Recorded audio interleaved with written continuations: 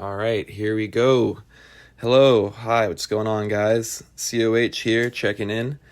I hope you are all having a beautiful day today. I don't know what day you'll be listening to this. I was going to say Sunday, that's when I'm recording it.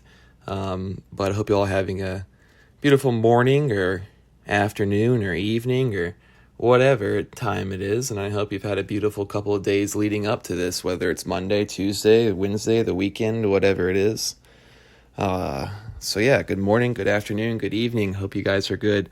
I think on a side note, I might just start recording things like that. Like maybe we should record all the episodes with alternates, kind of like when you watch a movie on TV and you see I remember I used to watch FX a lot. FX had movies. FX has the movies. FX has the movies. And they would have a clean version for movies and they would put it on TV. And it wouldn't just be like bleeped out, but they would have alternate script or alternate cut recorded in. So I assume they do, alternate takes when they're recording the whole thing, and they switch in clean words or whatever, or they change the phrase entirely. I'm just going to start doing that, but just so it's applicable for everybody. So I'd be like, all right, hello, girls, ladies, men, women, children, adults, dogs, cats, we'll get to the dogs and cats later, actually. But, yeah, I'll just start doing that. But then we're not going to cut it up at all. So it's just going to be kind of like a choose your own adventure podcast where you just kind of tap in and you're going to have to deal with a lot of rehashing probably. You're going to have to deal with a lot of, redundant kind of stuff when you're realizing, okay, I've already heard good morning. It's morning for me. I don't need to hear afternoon. I don't need to hear evening. I don't need to hear women, children. I'm a man. I don't need all that. But, this is our attempt to be inclusive here. And, oftentimes that kind of thing adds a lot of bullshit you gotta sludge through. A lot of, bureaucracy. So you could consider this perhaps digital bureaucracy within the podcast. But just to get back on the topic, Jesus Christ. COH here checking in with a solo episode. I am just kind of recording off the top, so, it may be a little bit rambly, it may be a little bit off topic, but it's a nice look into the way my mind works, so I hope you guys can hang in there. I hope you guys can enjoy it a little bit. But yeah, I'm checking in. Slav is embarking on the beautiful journey of fatherhood. He has welcomed his daughter, safe and healthy birth. It seems like everything went off kind of without a hitch. He had the home birth. He and his wife are kind of reveling in the parental bliss of, having a newborn. And I'm sure they're just kind of lounging around and hanging out with the baby and trying to rest it off. It's been probably a pretty busy few months leading up to this. It's been probably a busy past few days in labor and the whole process. And so just sending out lots of love, prayers, peace, energy towards Slav and this beautiful young family. I hope all of you guys can join me in on that and also, send whatever good vibes or prayers or whatever their way. They're going to be, getting settled in for a while, I assume. We haven't talked about exact specifics on a return date, but Slav is going to be taking off a couple of weeks, a month, I don't know, a couple months, who knows. He's going to be taking paternity leave. He had to fill out a whole form and everything, pass it with the TPAS HR department. But he finally got cleared for the paternity leave, and here we are. So Slav is, just a touch base on that real quick before we move on. Slav has been such a wonderful light in my life. Obviously we were internet strangers. We met online via Twitter group chats, just by happenstance, a number of years ago, right when the Fed Post started up. And I'm sure most of you remembered the Fed Post or listened to the Fed Post or are probably here from there. And if not, then, I'm not sure how you're here, but God bless you for it. And, we kind of just started the thing up. I joined their thing they had going, Slav and CRK. They graciously invited me to be a co-host for them. And, getting to know Slav over the past few years, this has been now 4 years. It started in 2020. It's 2024 now that we've been doing shared podcasts together, whether it was the Fed Post or These People Are Sick. And, over time, we've actually developed quite a good friendship. I flew out and met him at his wedding, was present to see him and his wife tie the knot. And, it's just been such a great relationship to get to know Slav. He's been kind of someone that can lend an ear towards me when I want to ramble about, crazy schizopolitics shit, or whatever. And kind of was just like another voice of reason within the whole sea of COVID chaos, times when maybe people around your general vicinity maybe weren't sharing the same opinions and beliefs as you, or you just kind of were feeling as though maybe a little bit outcast. It was really important that time to have, other people around that you could bounce some things off of. And Slav was definitely that for me in a meaningful way. And so happy for him. Really, really looking forward to seeing how this baby develops and how Slav and his family can just seeing the beauty of all of it. I'm sure will be updates along that kind of lines of that here soon about how his baby's doing and everything like that. I'm sure he'll be making a return in not too long of a time. But in the meantime, I'll be doing a couple of solo eps here and there, probably some Patreon bonuses along those lines, maybe a movie recap or two. I'll also be bringing in some guests, some of our past favorites, probably like the RC boys I've been talking to, Rare Candy, shout out Glenn, shout out Cy, and then also just some other people that I've been in contact with previous guests and people that we've had on with FedPost before. So we're working on fleshing out some episodes with the guest scheduling for the upcoming weeks. That being said, though, reach out if you have any requests on guests or anything. I'm off of Twitter now, so I don't really know, like, I kind of forget about some people, or people are kind of not on my radar as much. So if you have any suggestions as far as people that you'd like to have on TPass or hear me have a conversation with, let us know. Also going to be having Joe on for maybe an episode or two, who is the creator of the intro song and outro music, which is, of course, banging. And we're going to have good conversation there. Always great to catch up with Joe. He was on one of our first few episodes, so you can go back and listen to that if you'd like to check in. But yeah, I just wanted to, touch base to do a solo episode here. I said in the Discord that I was going to do a recap on the election debate, Trump versus Harris, and that took place this past week on Tuesday, and it's now Sunday, so obviously there's been a number of days. And, I don't really want to have to cover much stuff. I know that at this point in time, it's kind of old news. And just to be completely frank and honest with you, I didn't even watch the debate. I kind of was excited about it leading up to it. I was like, oh, Kamala Harris and Trump, it's going to be kind of like Kamala Harris is retarded. And like, I'm going to see what it's like to see her off the leash, so to speak. And, just an interesting thing. And I woke up the morning and I was like, oh yeah, nice, I'm going to watch the debate tonight. And then I just couldn't bring myself to watch it. I don't really even know why. I flipped it on for a second, and then I just this feeling of like rage or dread generally within me. So I was like, I'm not going to watch this. Instead, me and some friends, we ended up watching the Alien Covenant, which is in the Alien series, in Alien versus Predator franchise. And I'm not going to get off too much, on a tangent here, but recently I've been watching through the whole Alien franchise, Alien versus Predator. And I mean, it's fucking 15, 16 movies. I don't know. They just keep pumping them out, almost like the aliens pumping out of people's bodies, but just endless movies, it seems.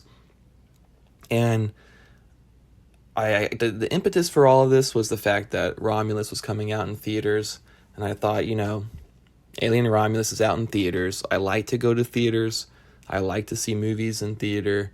This seems like it would be a pretty theatrical event.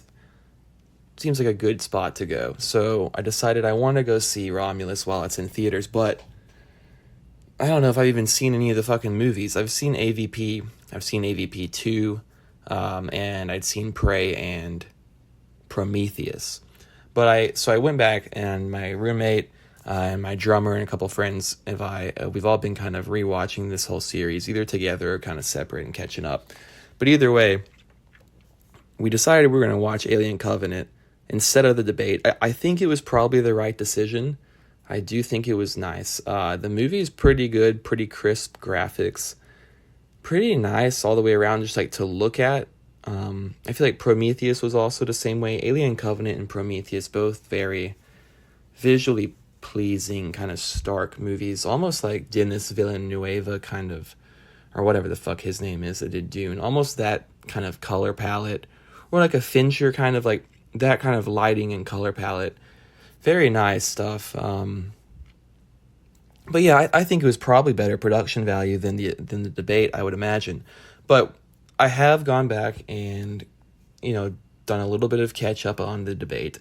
I wanted to educate myself, at least in some small respect or morsel of knowledge about this whole thing. And so I went in and, the first thing you see, and I'm sure this is the talk and this is what everyone's seeing and this is what the discourse is, but it's the cats and it's the dogs, right? It's the sound bit of Trump and they're eating the dogs, they're eating the cats, they're eating these people's pets, the people that live there.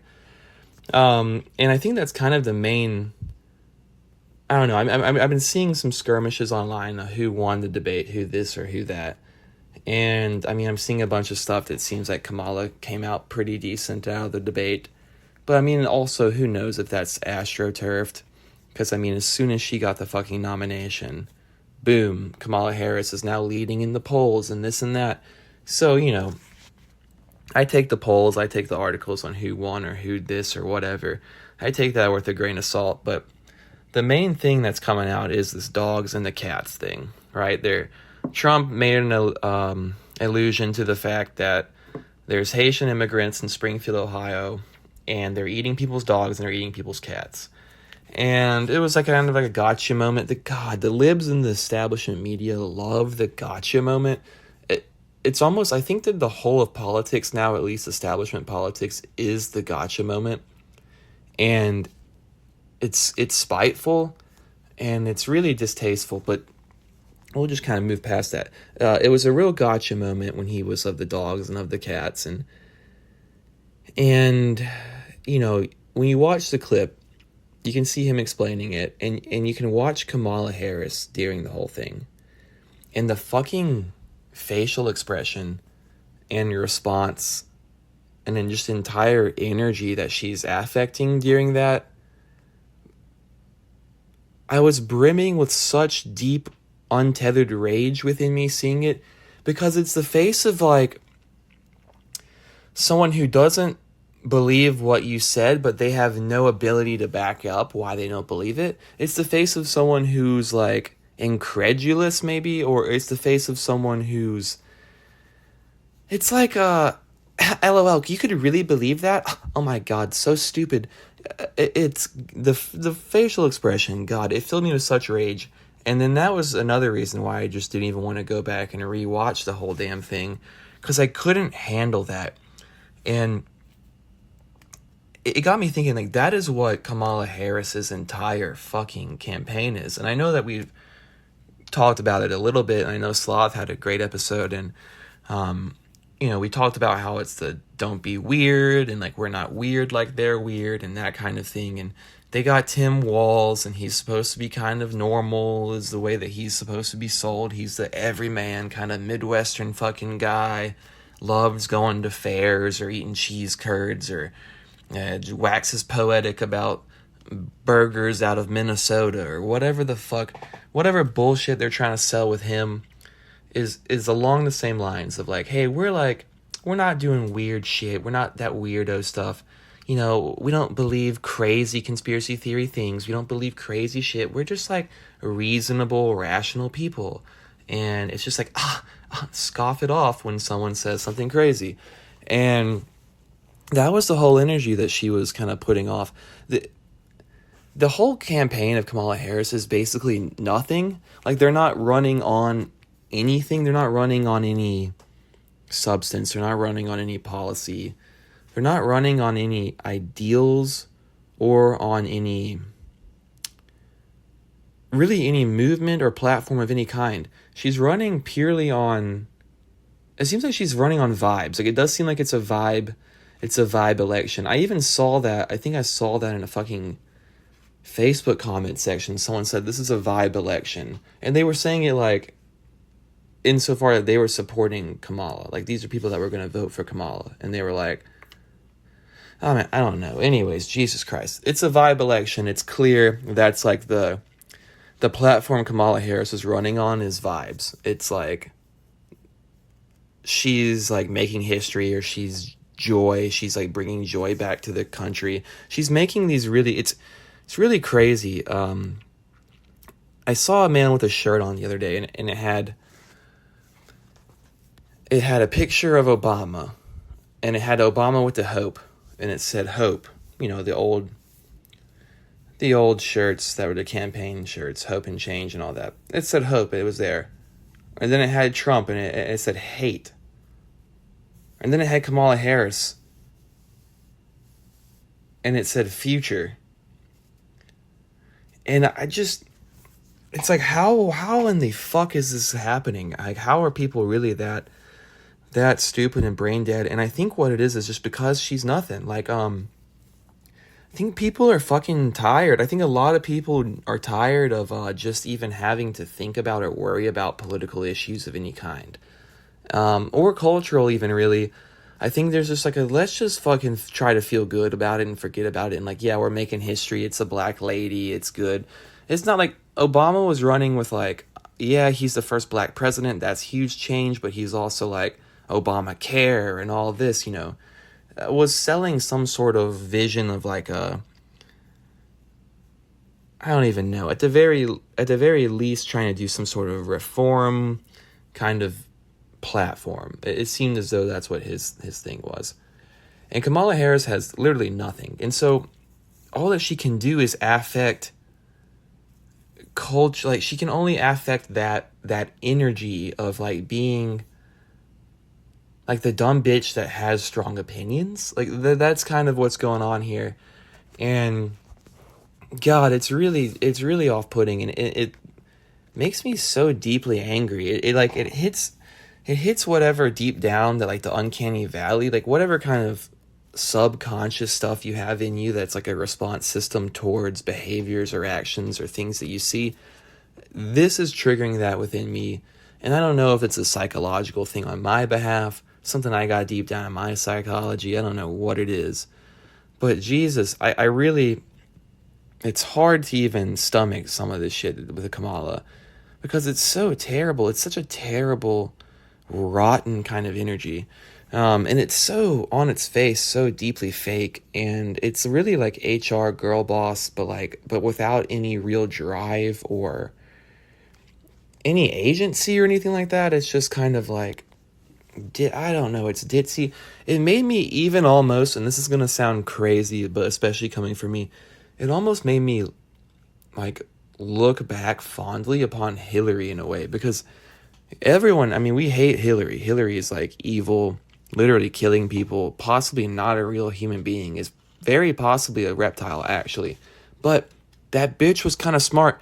Hillary was kind of cunning, you know. She played politics ruthless, and she was like a ruthless political, you know, she's minded for politics. Her and her husband, political machine. Kamala Harris is not minded for much of anything.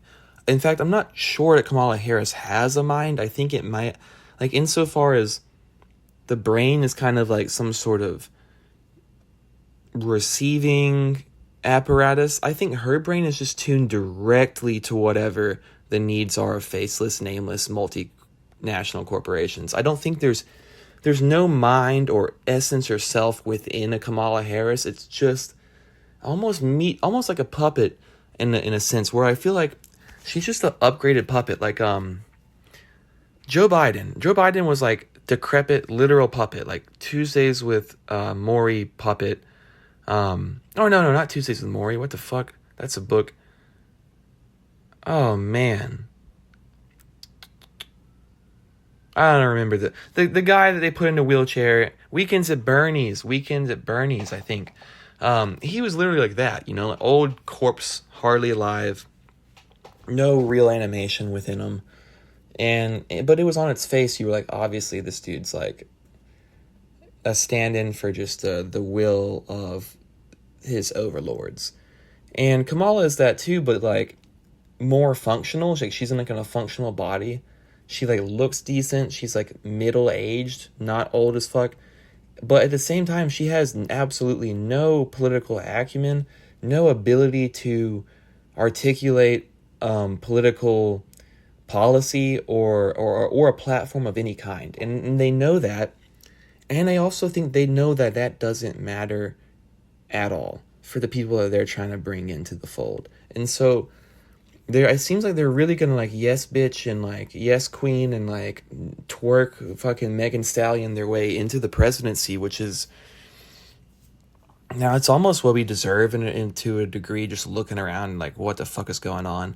And like in the sense that like Donald Trump was a perfect distillation of the American culture and values at the time and in 2016 as far as like the real chaos of what like America really is. In the sense that he was kind of that then, I think Kamala is that now. Like, she's just like a husk of affected personality without any real substance of any kind at all. No, seems as though she doesn't even want anything. There's nothing there. There's nothing there within her. And it is unnerving. It is deeply unnerving. And this is the same lady, like, I think we knew that in 2016, we knew that in 2020. We knew she was nothing and could move nobody and had no ability, and she didn't resonate with the people at the time. And I think I don't want to let the media win this and be like, I'm just like reading online, oh, the polls have her up, she's resonating, she must be resonating with everyone. I know that not everyone's like in on it. But I think it's working for a lot of people, because I think a lot of people's only problem with Biden was just that he's fucking old white man. Boom. Middle-aged black lady, questionably black, possibly Indian, maybe both, a little bit of both, who knows. She's that, all right? So there's no problem with the old white man. So it seems like that just kind of like just updated the system, and no one's worried about, oh, well, she wasn't actually ever elected. No one's worried about, you know, she got almost no votes within her own home state when she was running. No one's worried about any of this. No one's worried about the fact that she was a fucking DA and that she's been locking people up for marijuana offenses, and that she hid information when someone was on a murder trial and they were innocent, by the way. She delayed information coming to light until it was closer to the execution. These things are... You forget about all that. Forget all about that. She's fun. She's Mama Kamala. And she's fun, and she's going to bring back joy and hope, and she's going to change the future. She's going to make history, and she's the future. And God, it's a lot. It's a lot to stomach. It's a lot for me. But yeah, the dogs and the cats. I thought it was funny. I think it's funny. I think the dogs and the cats thing is funny. Because it's like, yeah, they're probably eating the fucking dogs and the cats, dude. What? Yeah, why wouldn't they be eating the dogs and the cats? I know for a fact that they're eating all sorts of shit. You go into like Chinatown, or if you go into like even certain restaurants around with less, you can find some rarer meats, if you will, that aren't in your typical menu. And so and the people eat different shit everywhere, so it's not even that out of the question as far as a cultural norm to eat dog or eat cat or not. It's really us here primarily that have the problem with it. And I mean, I don't like it. I'm not okay with it. It's not good behavior. I don't agree with it, but I believe it's probably happening, and it may not be happening. Like the story that Trump read or whatever may not have happened. But I think, there's definitely stuff like that happening. And so this is my problem with the whole thing, though. It's not good. Like, it's not good. It's given us soundbite for them to kind of make memes of and all this bullshit. And that's obviously annoying and not good or whatever. But also, it plays into the boomer thing that Kamala Harris is now like running as the foil of. Because his response when the guy moderating, whatever fucking lizard that guy was, he, at some point in time, is like, hey, by the way, we followed up with someone in Springfield, Ohio, mayor or whatever the hell, police commissioner or something. And they said there's actually been no reports of people eating pets there. It's not true, whatever. It's not false, it's been debunked. So they debunked him, fact-checked him live on the air. And I'm not even sure how you respond there, but his response was, well, that's what I saw on the TV. And that's what I saw on the TV. The people on the TV were saying they're eating our dogs, they're eating our cats. And the way that he came off was just very boomerish. It just seemed very boomerish. And it's not a good look. And it's something that Kamala is like actively pivoting on, is the boomer thing. And it's like, they're almost like okay boomer, but like not even towards any like younger political faction of like left-minded people. Just okay boomer, just that, but just because of old. God, yeah, and it's basically that. And the thing with the dogs and the cats, they, I'm sure y'all have seen the videos. There's been a couple of videos that have come out now. There was a guy, a black gentleman at the Springfield town hall, and he's up there, he's speaking. He's got apparently a YouTube channel or something where he's been documenting, like, I think, I don't know, street issues, street crime or whatever, but apparently in large part automobile accidents and wrecks. And and apparently he's just been pulling up on so many Haitians that don't know how to drive that have been wrecking into people. And I think it's motivated him to a point of just anger, where he's coming out. And in the video, he's talking about, these Haitians. There's so many of them, they're overrunning us. Apparently there's 20,000 Haitians that were just welcomed into Springfield, something like that, 20,000 Haitian migrants, which is, that's a high number of people to put into any town or any size, like, city or anything that's not as big as fucking New York City. And even then, that's like a non-negligible drop into the population. But, he gets up there, he's talking about, I've seen these guys grab a duck out of the park and cut its head off and wring its neck, whatever, walk with it down the street. And then there's been video of that. And he's talking about how the police and the highway patrol, they have all the time and all the funds and all the money all day long to set up traffic stops, to fuck with people for having expired plates, to fuck with people for having a blinker that's out, or a tail light that's out, or a headlight that's out. And he's right about that. And he's got a valid complaint there. He's saying, you've got all these resources to, obviously, you're using them to fuck with us all the time. You could use them to actually allocate towards something that's useful for the living, law-abiding citizens that are here, that live here and make up the culture of this place. You could do something by, like, and he was talking about you should go down and teach these Haitians how to drive. You should be there with these wrecks and, like, all this and all that. But I think what the core of what he's speaking to here, and he's even saying, like, I don't want to put it all on the immigrants. It's just kind of like, what's going on. And I think the core of what he's speaking to here, which lies to a lot of the feelings that people have towards immigrants in a lot of ways in this country, is that there's like this, people are living on the edge. They're living in precarity. They grew up in America. They're living here in all this shit. And they're looking around, they see the system, they see the police have funding, they have this and they have that, and they're being used to constantly fuck with them further and kind of push them further into cycles of poverty. And then they're just saying, okay, well, now we're welcoming 20,000 fucking Haitians that need help or whatever here. And all of us have been here needing help the whole goddamn time. And now that you're having that, these other issues are popping up that are changing the culture in the city, possibly violence towards the animals in the city or whatever, or just generally that, or it's spreading the resources more thin, or it's just causing these other issues and they're not being addressed. And I think that's kind of deeply, it's like there's a lot of grievances that people have that are legitimate grievances towards the system, and I think that a lot of them get aimed and directed towards migrants because they are the most recent thing that's like showing the cracks in the system in a meaningful way. and putting it like a stress test for it in a really big way. Like this mass migration thing, all these mass migration movements you're seeing in Europe and everywhere, it's a major stress test for Western civilization, also for the ability of these individual states to function effectively and have robust economies, or the health of the culture to maintain. And so it major stress test for that. And I think that because of that, there's a lot of perhaps, undesirable that people feel negative things towards immigrants that are maybe based in a place of hate or something, not even really rational. And unfortunately, that is the case in some instances, which is, I think, the barrier that people have towards actually talking about sensible fucking border policy or anything like that, is because they think it's all coming from a place of hate anytime anyone says anything about the border or about immigrants or about anything like that.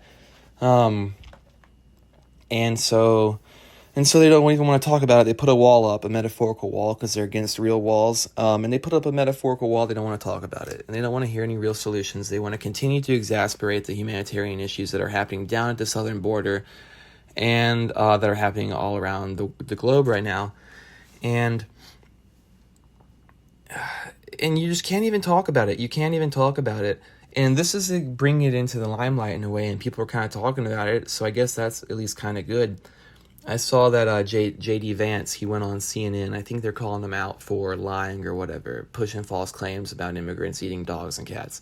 And his response was, well, if I have to make up a story to get people to look at a real issue that matters, then I'm going to make up a story. Now, whether or not that's a good thing to admit out loud is not really the question. And I think it's probably not a good thing to admit out loud, because now people, boom, it's another gotcha moment. I'm seeing all these articles that are like, he lies knowingly and purposefully and he's admitting it, blah, blah. I'm seeing all that. However, as a strategy, demagoguery in some capacity is meaningful, and it can work, and it can be a tool within the tool chest. And maybe that's what's happening here. Hopefully it spirals out into a larger conversation about immigration and migration that makes people really look at it in a real light. I think it probably won't, because people have no ability to look at anything really anymore. And there's no way to even see things as they truly exist, because we live in this fucking simulacra that's mediated through so much digital and the hall of mirrors bullshit that kind of changes it like the telephone game on steroids. But there's been a video. There's a video that's out, and it's a woman, American citizen, from Canton, Ohio, the home of football. That's where they have the Football Hall of Fame, Canton, Ohio. It's where they play the first NFL game of the season sometimes, or maybe college football. I don't know which one, but Canton, Ohio, kind of a shithole town, kind of a shithole city, much like many of the places in the Midwest, though. Unfortunately, it has been a victim to the dilapidation and decline of all these post-industrial fucking cities in the Midwest. And it's heartbreaking, and it's putting people into economic precarity, and it's pushing people to use drugs, it's pushing people to abandon their community, it's pushing people to antisocial behaviors, all sorts of things. So a video has come out, and this is Ohio. It's a few hundred miles away from Springfield, but it is Ohio. And it's a woman, and she's on drugs of some kind. Her sister or her cousin or something called the police on her. And she has killed a cat in her driveway. She stomped on a cat. She stomped a cat's head and to kill it, and is now eating a cat, like just eating a cat raw, just eating it, like taking bites out of like the fur of like a dead cat, recently dead cat. She's doing this in the street, and actually in the driveway in front of a house. And there's a police surveillance video or a body cam video that's now come out of it, and I'm sure many of you have probably seen it. If not, you can look it up.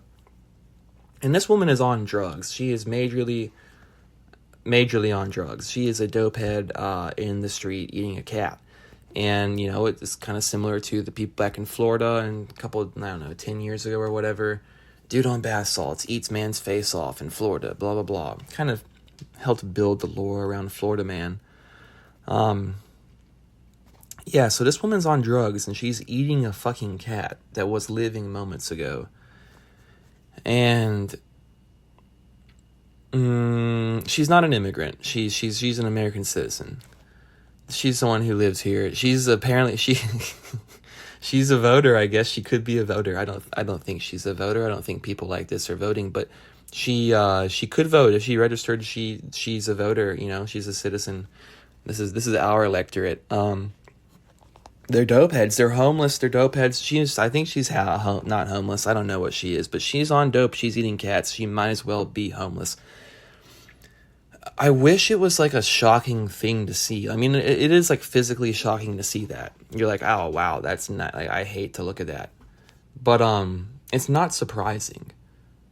There are dope heads. The drug epidemic and the problem with drug use in this country, the amount of fucking dope heads, not just drug use. Like, there's drug use and then there's dope heads. There's people who use drugs and maybe people who have a problem with drugs. And then there's like dope heads. Like dope heads, homeless people on the street, shooting up dope into swollen limbs, into old wounds, that are dancing on the corners, bending over, nodding out on the corners while they're asking you for money. There are people who are not well in the head, that are high off their mind on drugs, that are on the street, on every corner in goddamn America in major cities. And they're everywhere. And any of them at any given moment is liable to kill a cat and eat it. Any of them. I saw a man the other day. Sitting on the side of the road. He has one leg. The one leg is swollen as fuck. He has something, gangrene, whatever kind of swollen shit. And he's on the side of the road, and he's just... I watched him on the side of the road as I'm in my car at the red light. I watched him pull out a syringe and shoot into his leg. I watched it happen with my eyes. I also watched a homeless person on the street the other day, definitely doped out good, to where they were just talking to themselves and dancing and yelling and walking up and down, talking to nobody, and they're dancing on the street doing the dope head shuffle, and they're just so doped out, euphoric, doped out, whatever, that they're just dancing. Their pants just fall all the way down. Their dick is out, and they're just nude in the street. And I'm just like, this is just it's like in the middle of the day. There could be families in cars around me. There could be children around me. There could be anything like that around. At any time, there could be that around. And we're not doing anything about that. And I'm not trying to sit here and be like, this dude's like an evil person or whatever. I know this person has probably mental problems. These people have deeply rooted mental issues and mental instability that were probably never addressed in a good way, and then probably were then self-medicated with some sort of drugs, illicit or otherwise, that then exacerbated the issues. And then it's a cycle that goes on, and then they lose their house, they lose their job, they lose their friends, their community, they're isolated, they're alienated, they lose the ability to interact in normal society like everyone else and all of that. I understand that it's a tragic thing. I understand the things that go into it, and I have empathy for these people. But we have to do something about it. We gotta do something about the immigration too. I don't want to mean that I'm trying to prop this up over that. But like with this whole thing, what I'm seeing is just like, this video is an American citizen. She's on dope. She's eating a cat. That is a problem. Now, I think migrants are also probably doing that. Not maybe not eating cats and dogs. I think they probably are, though. And here's why I think I have reason to believe that, which is they eat all sorts of stuff. Different people, different cultures. Nothing wrong with it. I mean, depending on who you are, whatever. But there are lots of these people that are coming in to different cities and stuff, and they're in precarious situations. They're coming from places where they're not bringing money with them. They're refugees. They don't have a lot. A lot of them are just kind of on the street waiting until they get some sort of assistance or help or whatever. They don't maybe have a community here, and so there's a lot of homeless migrants and stuff like that. Like one of my friends lives here in the city I live in, a little bit outside the city, kind of on the outskirts, near suburbs. There is kind of wooded area back behind the street they live on. And for the past several years, there's been a family of, I'm not sure where they're from, they're African, I believe, immigrants of some kind that have been living in the woods behind their house. And It's tragic. I wish I want these people to have the best life possible. I want them to get the help they need. I want them to, if they're migrants and they're already here. It's like we should help them or whatever we can or whatever it is. But they're living in tents in the woods behind these people's house and have been for a while. If they're living in tents in the woods, why not kill an animal and eat it? You're not. I don't know. That's just that's what's happening. There's homeless people. They're on dope. They're killing animals. They're eating them. There's migrants that are homeless. They got nothing else. We're letting it all happen. No one wants to say anything about anything. And I think it's okay to say something and be wrong sometimes, and then you'll find out you're wrong, and hopefully you learn from it. But what's not okay is just not ever saying anything and just constantly ignoring like the real problems that are going on around us all the time. And meanwhile, you're focused on some other bullshit that's going on around the fucking world. Ukraine, isn't it tragic about what's going on in Ukraine? Isn't it tragic about what's going on in Palestine or Israel? Goddamn, look at the streets in your own neighborhood. Isn't it tragic what's going on there? Isn't it tragic the drug use, the fucking loss of life, the loss of purpose that's going on, the gaping lack of meaning in everyone's lives, the deaths of despair, the economic hardships that people are suffering, the domestic abuse and problems that have gone up because of poverty? Isn't this heartbreaking? Isn't that a calamity? Isn't that horrible? Isn't that something that's in your own backyard? Isn't that something that we should be focused on? Isn't that something that we should be putting our political minds towards and our money towards and trying to address in some capacity? Yes, it is. I believe it absolutely is. And instead of actually trying to address it, we want to just permit it. We want to normalize it. Not normalize homelessness, but we want to, you don't want to do anything that's going to come off as harmful towards homeless people. You don't want to say anything that might hurt people. You don't want to say it's not good to be homeless, because then people that don't have homes, they might not feel good and blah, blah, blah. It's not good to be homeless. It's not good to be on dope. I saw someone the other day arguing something about dope, and they were like, drug problem is gross. It's epidemic in this country, blah, blah. And someone said to them, well, addiction issues are not gross. They're a medical issue. Let's just say what it is. It's goddamn gross. It's bad behavior. It's antisocial behavior. You can say it's not their fault if you want to do the whole it's a disease and all this and all that, and they need treatment and they deserve empathy and they deserve everyone's respect. And I agree with you. They're human beings. They deserve respect.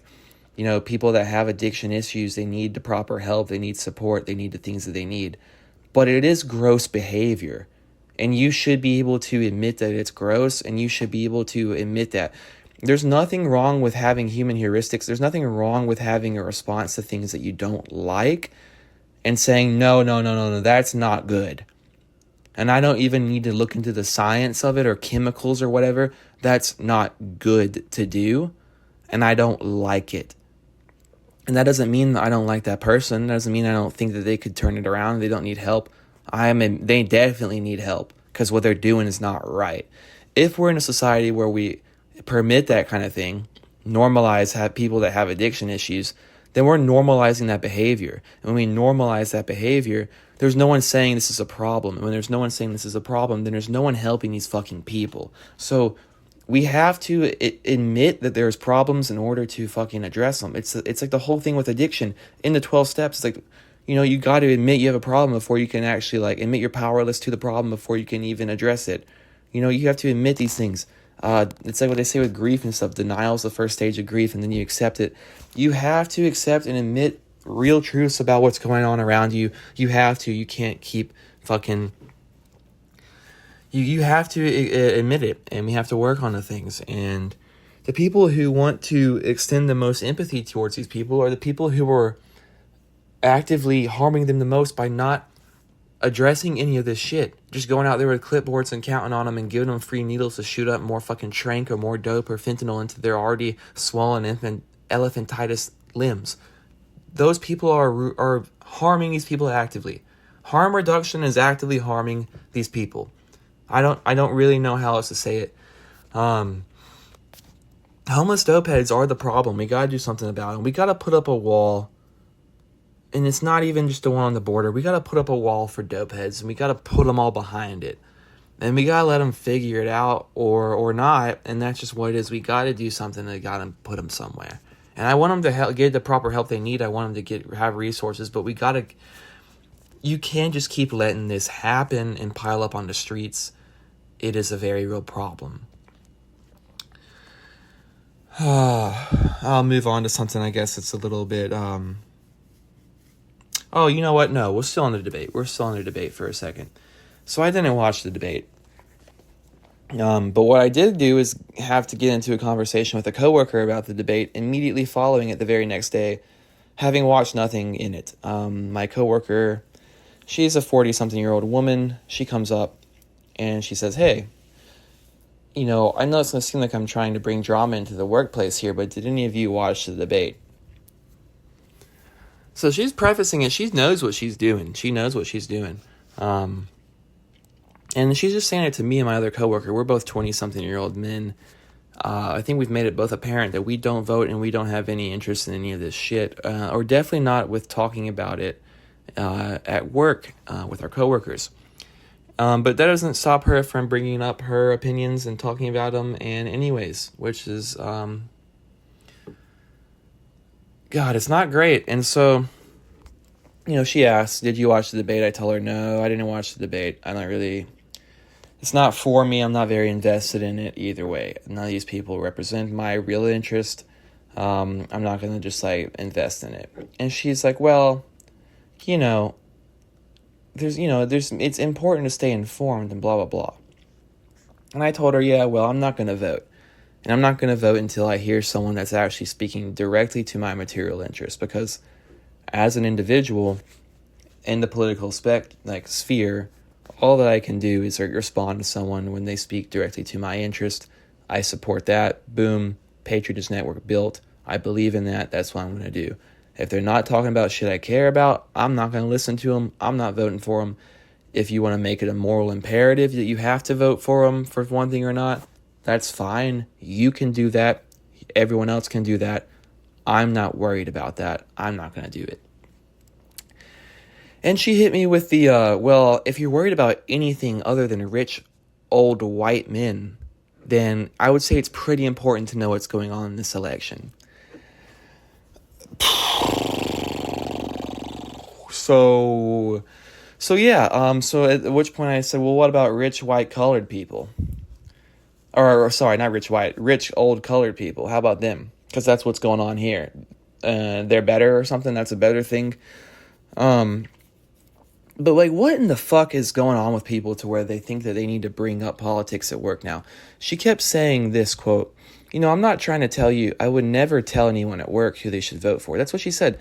I would never tell anyone at work. I would never bring politics into work and tell anyone who they should vote for.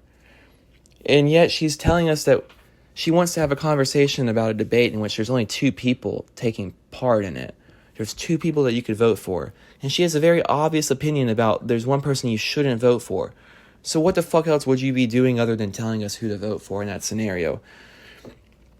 It's do you ever just have people in your life who just like to kind of stir shit up? That people that just like to come in, we're having a nice day. We're planting sedum. We're planting a bunch of nice little kind of succulent plants that nice waxy cuticle and pretty flowers on them, really cute little plants. We're having a nice day, the season's changing, fall is happening, the air is cooling down. It was slightly overcast. It was a nice day. She came in, she stirred shit up. Why do you do that? What is that? What is that psychology? I know you people. I know that everyone probably has someone in their life that does that shit. Probably multiple people. For instance, I know. God, my one of my good friends. He has a new girlfriend. He's been bringing around, which is always a fun experience. When someone brings a new partner into the friend group. It's a new element, and you start seeing how are they going to be assimilated into this friend group. Are they going to butt heads? Are they going to be, is everyone going to love them? What's going on? And this girlfriend, and I don't want to be too maybe I shouldn't even talk about this because I don't know. It's just in case he listens and doesn't care for it. But it is what it is. She has some kind of psychology where she just wants to, like, she'll bring up shit that she knows people around her disagree with in order to just, like, have the conversation. And it's not even necessarily like I like wanting to, like, have a moral argument, but just bringing up shit that she knows people butt heads about, just to kind of have, like, a moment of, and I don't know if it's, like, trying to kill the time. It's like, oh, there's, like, a lull in the conversation. Let's bring up some fucking debate issue. I don't know what it is, but it's a crazy psychology people have where things are just going fine. You're, like, hanging out with the group. And it's even crazier if you're a new person in a group and you come in with, like, a confrontational or argumentative or even, God, I don't even know what it is, but I know you all know people like that. And it's like, you just want to look at them and say, hey, why are you doing this? Because this isn't for anyone but you. Like, this is not for any of us here at this table. This is just for you. And why are you doing it? Why are you doing it? And I do think it's mostly women, and I don't want to be sexist in that. I do think that mostly the women do have they have a propensity towards drama in a capacity, and they like to kind of, that's what they do, and God bless them for it. And I wouldn't want women to be any other way, but that's kind of what's going on. And that was what was going on with my coworker. And I wanted to tell her, it's fucking September now, things are pretty nice out. Got my hands in the dirt. I got a headphone in. I'm feeling pretty good. Please don't talk about this with me. Please don't. And I even tried to take the out of, I'm not voting. It's not about me. It's not for me. I tried to take the out, and they don't allow you to have the out. People like this are dead set on confrontation, conflict. I don't know what it is, but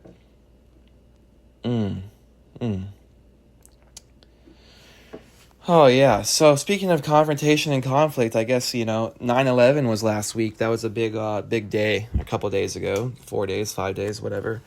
9/11. It seems as though that's really died down. It seems as though 9/11 is really, it's kind of lost a little bit of its spunk or something. I guess it's not. The shelf life on tragic events is just, like, shorter and shorter and shorter now. With the acceleration of time and technology and capital, just nothing sticks around anymore. And, like, I don't even think I saw 9/11 memes really this year. And if you were posting 9/11 memes, that's fucking played out and old. What is that? And I wasn't even seeing, there's just not a lot about 9/11 this year, which I guess is good. I don't know. We've had COVID recently. COVID was like modern 9/11 as far as, like, major thing that altered the course of, like, our political economy within America, domestic level. And I think people are kind of, like, still on that, and people don't even want to talk about that either. So yeah, 9/11 kind of came and went. Yeah, I don't know. It'd be nice if they gave us a day off for 9/11. I think they should. What's the point in having a fucking, like, day of remembrance if you're not going to give people a day off? At least give firefighters a day off. If you got a house fire, just fucking handle it on your own or burn to death. It's 9/11. We're letting these boys get a day of rest. We're letting them rest. We're going to let them sit down for a while with their family. They don't get Labor Day off or they don't get Memorial Day off. We're going to let them grill out with their friends. It's 9/11. Let them celebrate. Let them have a nice day off with their friends. I don't know. That's what I've got. And we're wrapping up here, folks. I don't want to linger on too long and ramble on too much. We're at the, turning point. Seasons are changing. We're coming from summer into fall now. I'm sitting here actually enjoying a nice apple cider, warm apple cider. Taking a quick moment to take a sip of it, actually. Yes, apple cider. Yeah, we're approaching the fall. The weather is changing. It's still kind of hot here. But it's changing. It's getting colder. We have a thing here where, like, it gets cold for a couple weeks and then you're like, hell yeah, it's going to be fall temperatures and weather, like winter, and then it gets hot as fuck again, Indian summer style. So that's kind of what we're dealing with now. But what that means is that we're we're on the downward slope. The fall equinox comes up here in about a week. And it's the harvest time. It's a time for celebrating abundance. It's a time to get together with people and celebrate the work that you put in for the year and to kind of reap the benefits of it. It's kind of a time to slow it down a little bit too. It's like summer's been like, it's time to go travel and stuff in summer, or, everything's just bustling in the summer and in the spring. Life is kind of running down. And now it's starting to slow back down until it kind of grinds to a halt in the winter. This is kind of a season like fall, and then there's like a locking period where the kind of earth just kind of locks, and then there's like a deep winter, and then like right before spring there's like an unlocking, and then things kind of really, this is kind of like the cusp right before the locking. And it's a nice time to kind of reflect and slow down with that. Also, though, it's the time of the fucking election, so that's not happening on a lot of levels. Culturally, it's not happening. It seems like people are ramping things up culturally. People are kind of getting more and more at their wits' end. It's kind of, people are like freaking out. It's a nice, the weather's gonna be nice. It's nice, so I'm not gonna get too worked up. You can't let your coworkers bring you into the conversation with that. Just tell them no. Like, look outside, leaves are falling, watch them fall. Maybe think about that for a second. Stop thinking about politics. Still worry about politics. You're a person that's interested in it. Do it, of course. Vote and stuff like that. I'm gonna vote probably, but just don't get into the weeds with these people. And goddamn, that's another thing too. My coworker, she's trying to tell me, well, voting's important. Your vote matters. You should get out there and vote. Democracy, blah blah. Bitch, you don't want me at the polls. If I'm voting, it's not good for you. I'm not voting for the people you're voting for. You don't want me at the polls. Stop asking. Stop asking me to come out to the polls. If I vote, you don't want it. I'm not voting for you. We're not on the same team. Stop asking me. Stop it. Stop asking me. I'm not voting for them. I'm voting for someone else. If I am voting, I don't think I'm gonna. And if I do, it's not gonna be for your guy. It's gonna be for the other one. And I don't want to tell you that because you're going to hate me at work and I'm not going to say it. But if you keep pushing me, I'm going to say it. It's the meme. It's like that little kid. I'm going to say it. I'm going to fucking say it. So just, God, you don't want me to vote. You don't want me to vote. So don't ask me to come out. But I probably will. But I'm going to keep it on the down low at my work. That's for sure. I'm not going to show up in the I voted sticker. They don't need to know that. What is that about? Why do that? God, I don't know. All right, folks, go out there, have some, soak up the last bit of summer. Have some apple cider. It's almost eggnog season. Pumpkin spice is on the fucking menu. Have a good week, y'all.